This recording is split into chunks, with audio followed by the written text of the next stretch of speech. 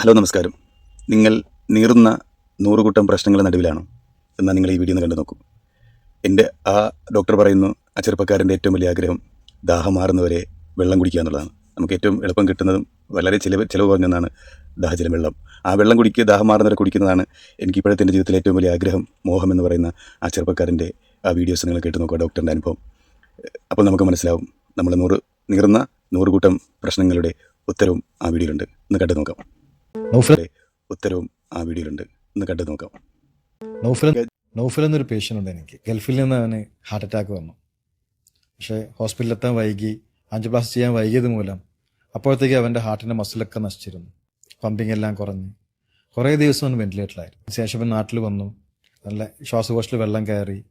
അങ്ങനെ ഇടയ്ക്കിടയ്ക്ക് അഡ്മിറ്റ് ആവുന്ന കാരണം അവനോട് വെള്ളം വളരെ കുറച്ച് കുടിക്കാനാണ് പറഞ്ഞിരിക്കുന്നത്. കാരണം വെള്ളം കൂടുതൽ കുടിക്കുന്തോറും അവന് ശ്വാസം മുട്ട് വരും, അഡ്മിറ്റ് ആവും. അങ്ങനെ കഴിഞ്ഞ പ്രാവശ്യം അഡ്മിറ്റ് ആയപ്പോൾ ഞാൻ അവൻ്റെ റൂമിൽ ചെന്നു.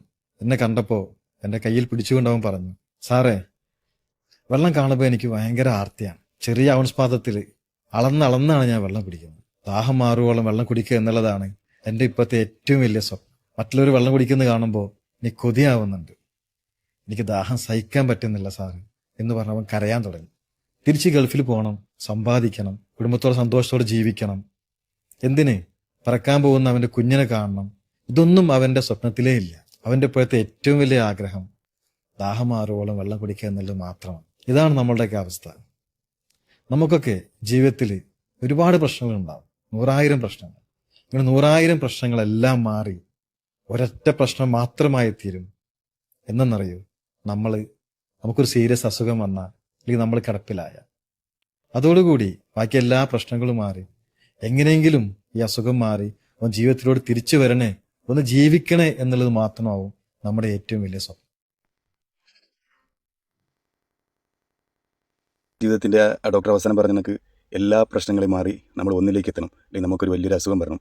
നമ്മൾ ജീവിതത്തിൻ്റെ വലിയൊരു പ്രതിസന്ധി ഘട്ടങ്ങളിലാവുമ്പോൾ നമുക്ക് ഈ പറഞ്ഞ നാത്തൂൻ പോരില്ല, പിന്നെ അമ്മായി പോരില്ല, സഹോദരങ്ങളുമായിട്ട് തർക്കമില്ല, കുടുംബ സ്വത്തുക്കൾ തമ്മിൽ തർക്കമില്ല, അയൽവാസികളായിട്ട് വർഷങ്ങളോളം മിണ്ടാത്തതിൻ്റെ പ്രശ്നങ്ങളില്ല, കൂട്ടുകാരനോട് ഒരുപാട് വർഷം കൂടി നടന്ന കൂട്ടുകാരനോട് പിണങ്ങി നടക്കുന്ന പിണക്കങ്ങളൊന്നും പ്രശ്നങ്ങളില്ല, ഞാൻ മിണ്ടില്ല, എൻ്റെ തീരുമാനം അങ്ങനെ തന്നെ, ഞാൻ മാറ്റമൊന്നുമില്ല എന്ന് പറയുന്ന നമ്മളെല്ലാവരുടെയും അഹങ്കാരങ്ങളും നമ്മളെല്ലാവരുടെയും യാത്രയിലെ വേഗതയും തളർത്തുന്ന ഒന്ന് നമ്മുടെ ജീവിതത്തിൽ വരുമ്പോൾ ആ ഡോക്ടർ പറഞ്ഞ കണക്ക് അന്നേരം നമുക്ക് മറ്റൊന്നും പ്രശ്നങ്ങളില്ല. നമുക്കൊരു വാശിയില്ല, നമുക്ക് മരുമകളോടും വാശിയില്ല, മക്കളോടും വാശിയില്ല, മാതാപിതാക്കളോടും വാശിയില്ല, നമുക്ക് സമൂഹത്തിനോട് ഒന്നിനും വാശിയില്ല.